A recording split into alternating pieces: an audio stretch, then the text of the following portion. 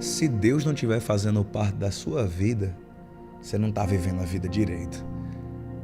É sobre isso que eu quero falar hoje, da gente depender do Senhor, confiar em Deus em todas as áreas de nossa vida e permitir que Ele nos auxilie. Tem muita gente que acha que a Bíblia, que a Palavra de Deus é um livro somente sobre culto, né? E por pensar isso, os servos de Deus, os crentes, os cristãos, eles usam somente sua Bíblia e sua fé no período de culto, na igreja. Eu só leio a minha Bíblia às vezes na igreja, eu não tenho essa vivência diária. Eu não acho que a Bíblia possa me ajudar em coisas corriqueiras do meu dia a dia, decisões simples do meu dia a dia. Às vezes você não está usando a Bíblia porque você pensa, não, a Bíblia é só sobre oração, a Bíblia ela é só sobre ler a palavra, a Bíblia...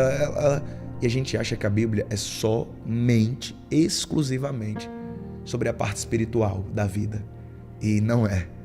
A Bíblia tem resposta para o seu corpo, a Bíblia tem resposta para a sua alma e a Bíblia tem resposta para o seu espírito. É exatamente isso que o Salmo de hoje quer nos retratar. A gente está numa série falando sobre os salmos de peregrinação, né? Cântico de peregrinação, que é do Salmo 120 ao 134. E hoje nós vamos meditar sobre o 127, que fala dessa total dependência e confiança em Deus. Salmo 127 é um salmo de Salomão. Interessante dizer, antes de eu ler o salmo, só abrir um parênteses aqui para você. Nenhum rei construiu tanto quanto Salomão. Bonito, né? Ele vai falar sobre construir, proteger a cidade. E nenhum rei construiu tanto em sua vida quanto Salomão. Nenhum rei construiu tantas casas. Salomão construiu casas, a casa real e o palácio. Salomão construiu o templo de Deus. Salomão construiu estábulos, fazendas gigantescas, armazéns para os tesouros. Salomão construiu o armazém do tesouro real, a sala do tesouro real, que era um local secreto que havia dentro do palácio, que ninguém sabia. Essa sala do tesouro real, né? Você vai ver ela quando o rei Ezequias mostra para a caravana de Babilônia. Era uma sala de um tesouro que somente os reis sabiam. Somente os reis sabiam. Ninguém mais sabia. Ninguém mais. Era uma sala secreta onde havia os tesouros do rei, onde havia reserva de ouro, onde havia recursos para o rei conseguir enfrentar as guerras. Então olha só, o homem que mais construiu, o homem que mais ajuntou tesouros, o homem mais rico, financeiramente falando, da Bíblia Sagrada, escreveu esse salmo e disse o seguinte: se o Senhor não constrói a casa, o trabalho dos construtores é vão. Se o Senhor não protege a cidade,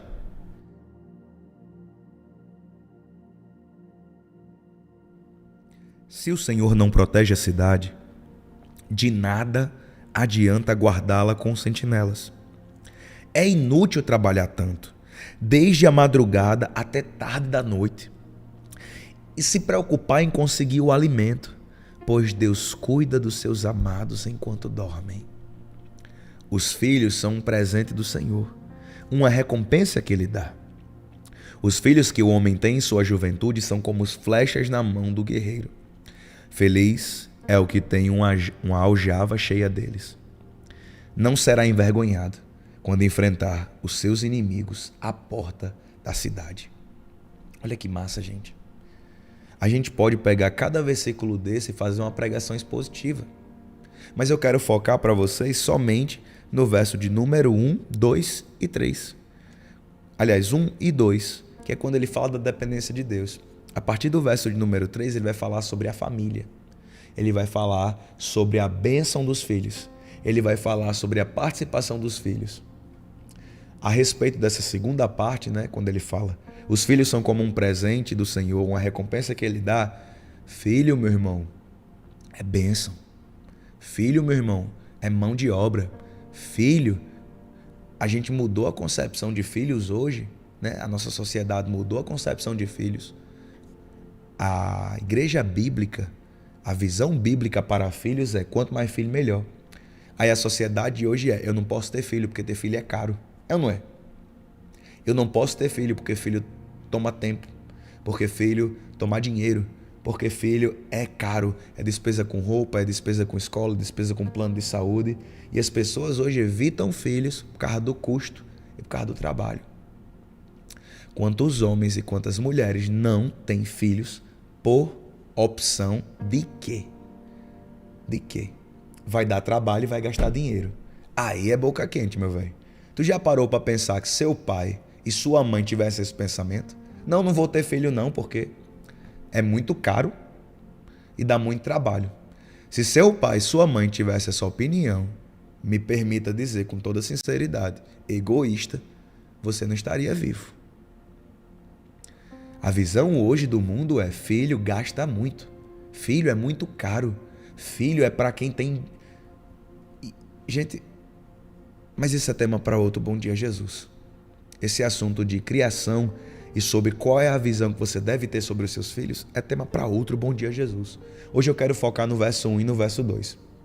Quando ele fala dessa necessidade de colocar Deus na obra. A obra de Deus, sem Deus, é uma obra qualquer. Eu lembro que quando eu estava passando por alguns momentos do meu ministério de frieza espiritual, já passei por momentos de ter o meu ministério e estar frio espiritualmente.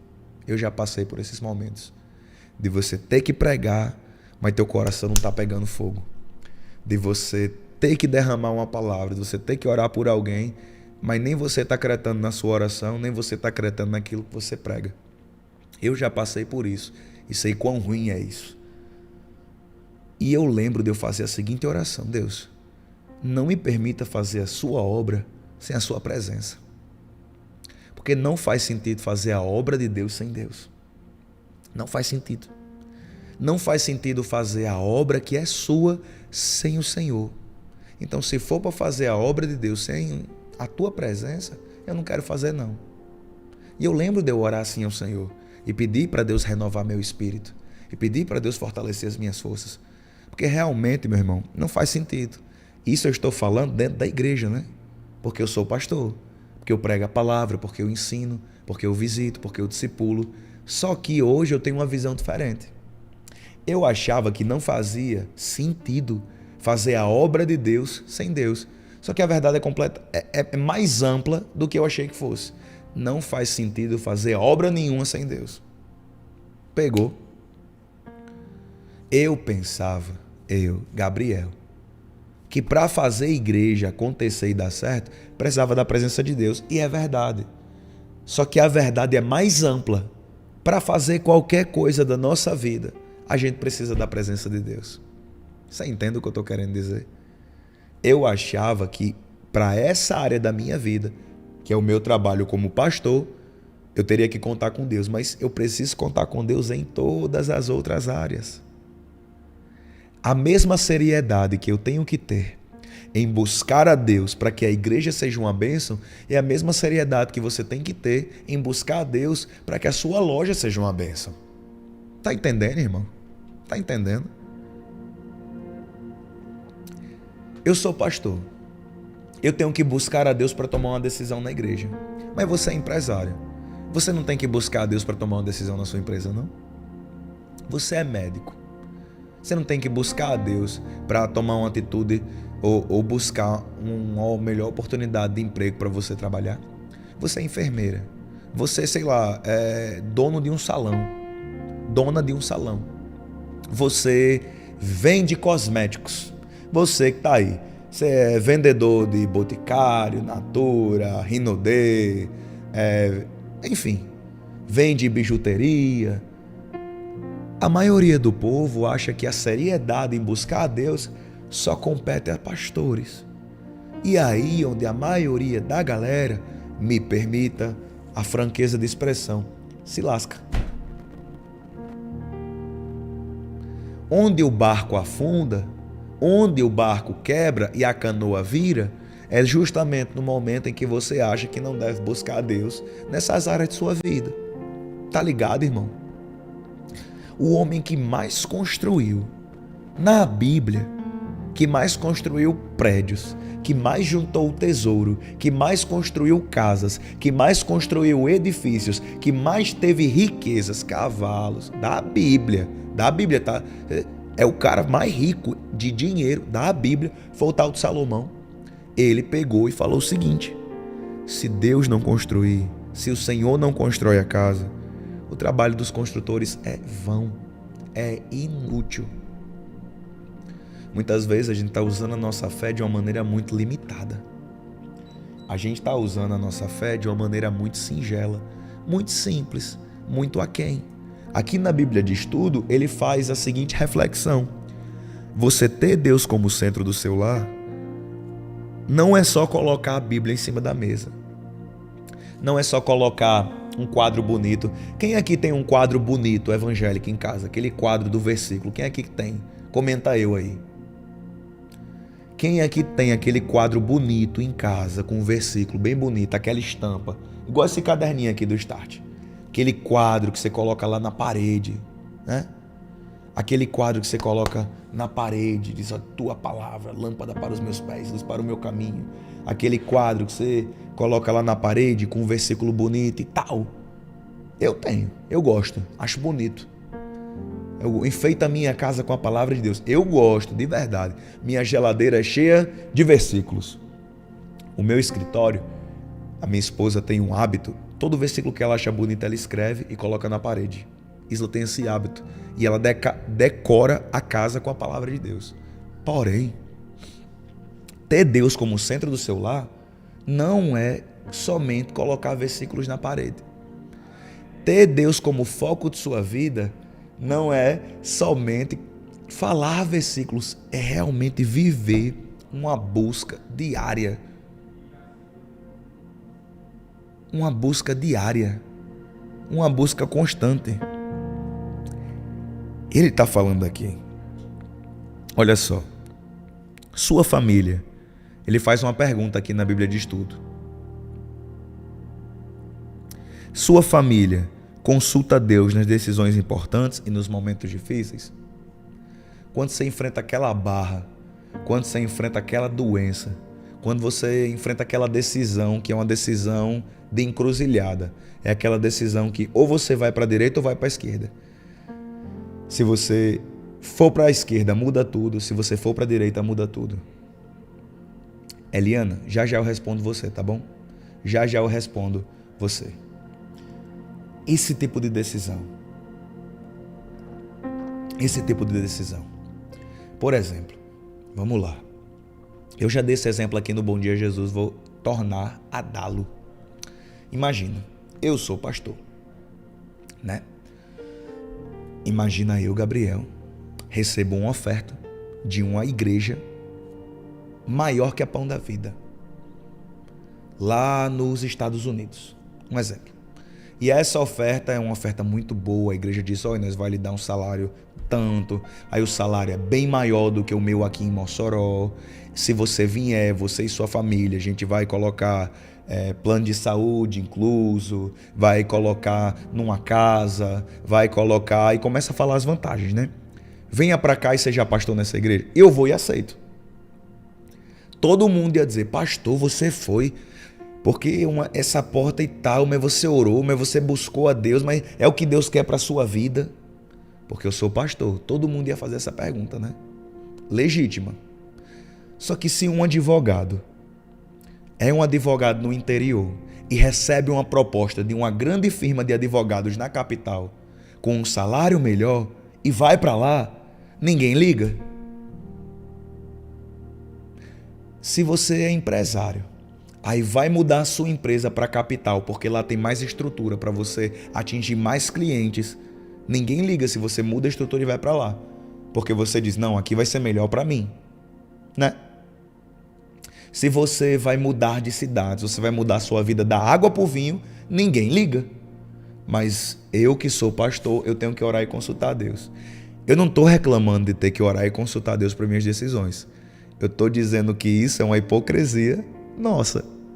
Porque a gente pensa que os únicos que dependem de Deus são os pastores e líderes da igreja. A Bíblia, meu irmão, não é para pastores. O direcionamento de Deus não é somente para líderes. O direcionamento de Deus é para todos que amam Jesus de todo o coração. Você consegue entender isso? Que Deus quer direcionar você. Por uma oração, talvez você não tivesse sofrido tanto. Quem aqui sabe que já sofreu desnecessariamente? Comenta eu aí no chat. Quem acha que já sofreu desnecessariamente? Ou seja, sem necessidade. Sem necessidade nenhuma. Mas eu sofri isso. Se eu tivesse orado um pouquinho mais, não tinha me acontecido isso. Rapaz, se eu tivesse orado um pouquinho mais antes de começar a me relacionar com esse tribufu, com esse filho do cão, tivesse orado um pouquinho mais antes de dar um beijo na boca daquele condenado, tivesse orado um pouquinho mais antes de ter emprestado aquele dinheiro, tivesse orado um pouquinho mais antes de ter emprestado meu cartão de crédito, tivesse orado um pouquinho mais antes de ter aceitado aquela proposta. Oh, Jesus, às vezes a proposta oferece um dinheiro melhor, mas a sua vida fica muito pior. Às vezes você diz, vou ganhar mais dinheiro, vai ser uma oportunidade de emprego melhor, mas vai tirar da igreja? Você vai deixar de vir para os cultos por causa da porta de emprego? Graças a Deus, hoje na Igreja Pão da Vida, né, nós vamos agora para o domingo. Nós temos no domingo agora um culto pela manhã. Na Igreja Pão da Vida agora, domingo agora tem culto pela manhã. Você é o nosso convidado especial. Tem culto pela manhã. Mas aí a galera que trabalha à noite vai poder vir para o culto da manhã. Olha que bênção. Vai poder vir para o culto da manhã. Mas aí você aceitou a proposta. A proposta tirou você da igreja. A proposta foi uma proposta boa financeiramente, mas você perdeu tempo com o marido, com os filhos. Eu já aconselhei aqui dezenas, não foi várias, foi dezenas. Passou de 50 irmãs, porque os maridos me traziam e disseram: a pior coisa do mundo foi essa mulher ter entrado neste bendito emprego. Por quê, pastor? Porque ela trabalha em casa e trabalha no emprego. Resumo, ela fica cansada, ela não aguenta. Chega final de semana, eu quero chamar ela pra gente ir no shopping, pra gente ir passear. Marido chamando mulher pra ir no shopping, meu irmão, isso é motivo para culto de ação de graça. Um marido que chama a mulher pra ir no shopping, isso é para dar culto de ação de graça, homem. Isso é para dar culto de ação de graça. O marido dizendo: pastor, eu chamo ela para ir no shopping, para ela gastar dinheiro, para a gente assistir um filme, para a gente brincar com o menino. E ela não vai. Não vai por quê? Porque está cansada. Trabalha em casa, acorda cedo demais, cedo, para arrumar as coisas em casa, arruma a feira, arruma o comer, arruma a casa, ajeita a roupa e vai trabalhar. Aí volta para casa de noite, morta de cansado. Dorme. No outro dia, tudo do mesmo jeito. Quando chega final de semana, ela vai arrumar a casa todinha. Porque na semana, o tempo que você tem é só para dar aquela alinhada, né? Só para dar aquela alinhada. A que custo sai teu salário? A Maristênico diz: pastor, marido levando no shopping é milagre. É milagre, irmão. Eu falo porque eu sou homem. O marido que diz: amor, vamos no shopping, é para você dar glória a Deus, irmã. Aleluia. Aleluia. Eu brinco na Igreja Pão da Vida e digo: o coração das mulheres é aqui, o dos homens é no bolso. O coração das mulheres é aqui, o dos homens é no bolso. Você quer ver se um homem ama, ele gasta dinheiro com você. Quer ver se o homem ama, ele bota o real para fora. Você sabe quando o homem ama mesmo a obra de Deus, quando ele bota a mão no bolso e bota o dinheiro dele. Aí eu digo: rapaz, é um homem que ama a obra de Deus. Porque tem uma ruma de obreiro que está de corpo presente, mas na hora do real, capa o gato. É ou não é, meu querido irmão HCL? O coração do homem é no bolso. HCL fez. Coração do homem é no bolso.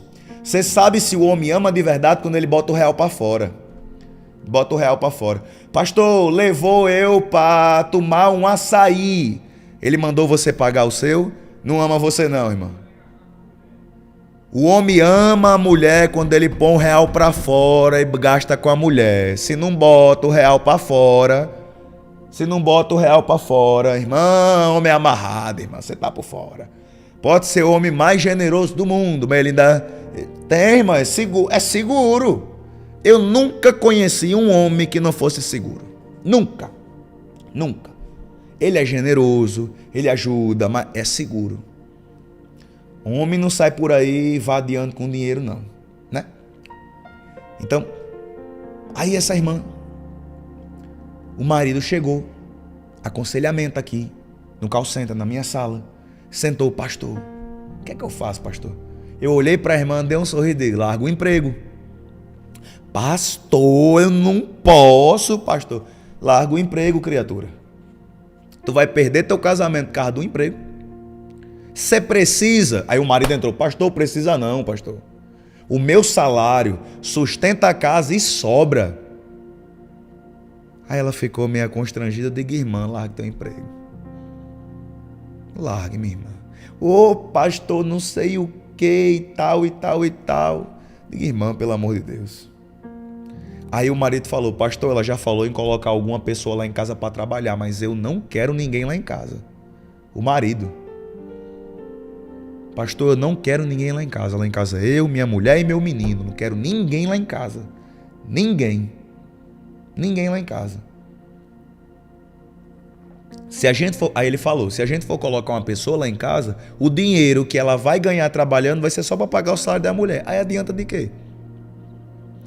Não lembro na época, mas acho que ela estava ganhando, acho que era R$1.800, alguma coisa assim. Aí ele disse, pastor, eu saio para trabalhar primeiro que ela. A gente só tem um carro. Ela pega a Uber para ir para o trabalho. E aí na volta eu busco ela.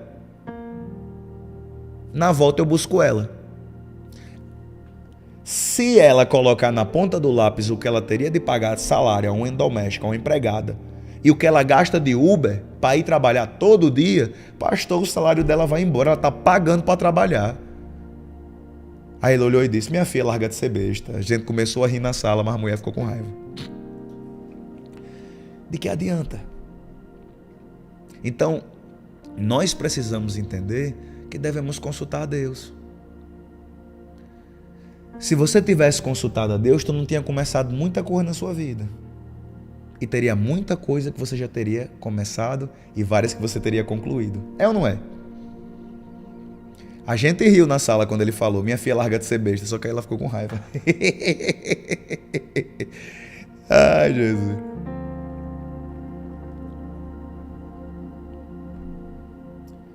Kelly Nagy, pastor, eu faço um bico de caixa de uma hamburgueria e a maioria divide conta para mulher. É homem que não é homem, irmão. É homem que não teve a base. Só tem mulher quem pode. Só tem mulher quem pode. Quem tem que prover na casa é o homem. Só tem mulher quem pode. Ah, pastor, Deus deu primeiro a Adão um emprego e depois uma esposa. Primeiro o emprego, depois a esposa. É desempregado, não tem vontade de trabalhar. Você vai querer o que se relacionando com um caba desse, minha irmã? Pastor, eu sustento ele. Minha irmã, esse negócio não dá certo, não. Oh, Jesus. Só tem mulher quem pode, tá ligado? Só tem mulher quem pode. Quer namorar, quer noivar, pronto, trabalhe. Quando sair, paga a conta. Tá ligado? Ah, tem mulher quem pode, irmão. Como é que você vai sustentar a mulher? Não consegue. Ah, pastor, e aí? Eu amo tal e tal. Então pronto. Eu não tô falando que você só vai casar ou só vai namorar quando você for rico. Mas você vai ter que entender. Que você vai ter que botar comida dentro de casa. Eu não tô falando que você vai sair todo dia para lanchar. Que todo dia você vai na lanchonete, que todo final de semana você vai no shopping ou pra praia. Mas tô dizendo que o comer que você vai botar na mesa é teu. Então você vai ter que trabalhar.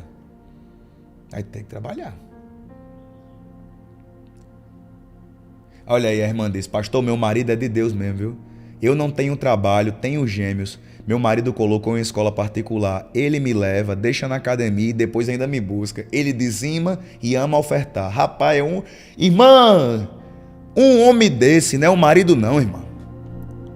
Um homem desse, minha irmã, é um prefeito, minha irmã. Isso não é um marido não, isso é um prefeito. Isso é uma benção, irmã Luziana. Tem que levantar a mão para cima e dizer: Jesus, obrigado pelo meu esposo. Porque, irmãs, homem de Deus tá difícil, viu? Tá difícil. Homem temente a Deus tá boca quente. Boca quente. Tá difícil. Se seu marido é crente, se seu marido tem um caráter, tem uma personalidade de homem, paga as contas, é servo de Deus, minha irmã, levante a mão para cima e agradeça. Dobre seus joelhos todos os dias e diga: Jesus, obrigado pelo meu esposo. Pode ter certeza, viu? Dobra o joelho: Jesus, obrigado pelo meu marido. Obrigado pelo meu varão. Dê um beijo na boca dele. Faça amor com ele. Minha irmã, alise ele. Porque esse varão é uma joia rara. Lhe garanto, minha irmã. Eu falo isso porque eu sou pastor. Irmão, homem tá difícil, viu? Homem sem futuro, em todo canto você acha. Em todo canto você acha. Homem sem futuro, em todo canto você acha. Homem fuxiqueiro, arengueiro, preguiçoso, veaco, é o que mais tem. Então, ore. Ore e consulte a Deus nas suas decisões. Vamos voltar para a palavra, que quando nós começamos a falar de casamento, os irmãos se empolgam. Vou deixar para o Romero, pastor Romero e a pastora Mônica falar de casamento. A verdade, meus irmãos, é que a Bíblia está falando sobre essa presença de Deus. Sobre essa presença de Deus. No texto aqui da nossa Bíblia de Estudo Swindoll, ele tem um comentário que eu acho muito bonito. O tamanho da sua família não é importante. Você precisa garantir que o Senhor ocupe o lugar de primazia no seu lar. Se você é casado, certifique-se de que o Senhor seja preeminente no seu relacionamento com o cônjuge. Se você vive sozinho em uma casa, certifique-se de que o Senhor te mantém puro. Se tem vários filhos, garanta que o Senhor é quem lhes dá as prioridades para tomar a decisão e orientar em sua vida familiar. Olha que bonito. Olha que bonito. Não é não? Não importa o tamanho da sua casa, não importa o tamanho da sua família, não importa se você é casado, solteiro, tem um filho ou 10. O que importa é que em todos os lugares da sua casa, 100% está habitada com Jesus. Todas as áreas de sua vida. É isso que o Salmo 127 nos aponta. É isso que o Salmo 127 nos mostra. É isso, meu irmão. É isso. O Salmo 127 nos mostra esse cuidado que a gente tem que ter. Esse cuidado que nós temos que ter. Eu quero orar com você agora. Lembrando, queridos, que essa reflexão de hoje, essa palavra de hoje, nós falamos com base nessa Bíblia aqui, ó. Esse estudo de hoje está aqui na Bíblia de Estudo Swindoll, né? Está aqui na Bíblia de Estudo Swindoll. O Senhor do seu lar foi o estudo de hoje que a gente comentou. E aqui ele ainda fala sobre o trabalho inteligente. Eu só falei hoje sobre o Senhor do lar, que é o tópico aqui do Salmo 127, nessa Bíblia de Estudo. Mas ele ainda mostra o trabalho inteligente e como encaminhar bem os filhos. Então, essa Bíblia aqui mesmo é muito boa. O estudo de hoje do Bom Dia Jesus, nós tiramos dessa Bíblia de Estudo Swindoll. Vamos orar, agradecer a Papai do Céu e pedir que Ele abençoe a nossa casa, abençoe a nossa família.